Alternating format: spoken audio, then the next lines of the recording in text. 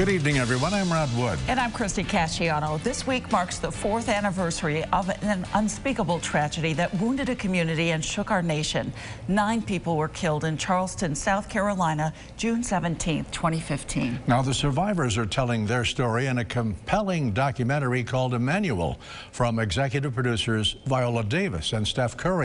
But one local filmmaker from Fayetteville had an integral part in bringing this film to life. News Channel 9's Jennifer Sanders sat down with him to learn more. When he spoke to me, I was on the floor looking up at him from under the table. He just stopped and he said, did I shoot you yet? And I said, no. And he said, I'm not going to. I'm going to leave you here to tell a story. A story that rocked our nation to its core. In 2015, Dylan Roof, a 21-year-old white supremacist, shot and killed 9 black church members during a prayer service at Emanuel African Methodist Episcopal Church in South Carolina.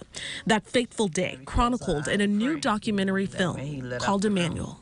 Blood on the leaves. Bear with me, okay? How many shots has he fired? He's reloading.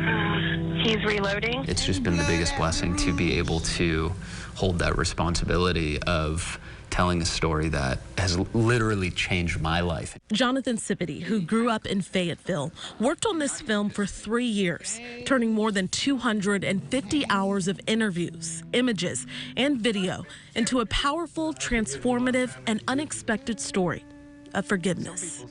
And there were moments where I was just sitting in front of the computer just crying, which is kind of rare when you're listening to hundreds of interviews for your, for editing, and then every single one just stopped me in my tracks, and I just realized there was like something different here. And you said something profound. You said that this story changed your life, and you were probably living and breathing it for months, Yeah. And you had to review that, and that's tough because there's a lot, like I said, a lot of emotions attached to that. How did it change your life? I think the way it changed me was, what's remarkable about this story is the families forgave Dylan Roof. That's what's different about this than, a lot of the other tragedies that have been happening is that prevented so much. And it was a miracle. And I realized I'm telling a story of forgiveness. And how it changed me is I realized I have to live that. I forgive you. I forgive you, my family forgive you.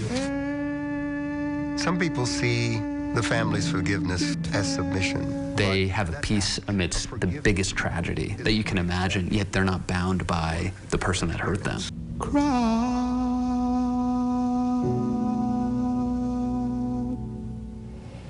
And that was our Jennifer Sanders reporting. Emanuel premiered in limited release across the nation this week to an overwhelming response. We're told it will be released to a streaming service in the future.